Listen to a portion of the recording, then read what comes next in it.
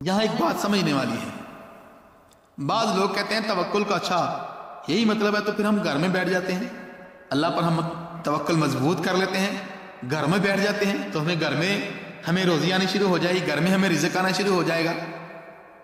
تو یہ میرے بھائیوں توکل کے بعد خلاف ہے, توکل کے بعد خلاف ہے.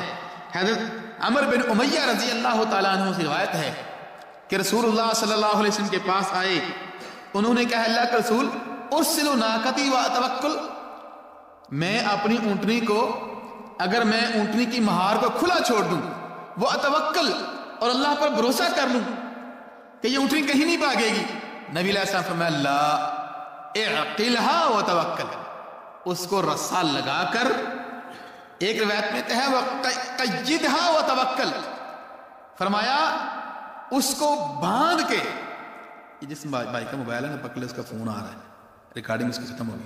اچھا, نبی صلی اللہ علیہ وسلم فرمایا کہ اس کو رسے کے ساتھ باندھو, رسے کے ساتھ باندھ کر اس کو پھر بٹھاؤ اور پھر اس کے ساتھ توکل کرو. اونٹنی کو کھلا چھوڑ دو گے تو وہ تو بھاگ جائے گی. نبی علیہ السلام فرمایا کہ اونٹنی کو کھلا چھوڑ دینا یہ توکل نہیں ہے, اس کو باندھو. کیا مطلب کہ تم محنت کرو. اور یہ جو حدیث ہے, جس حدیث میں نبی علیہ السلام فرمایا پرندوں کے بارے میں,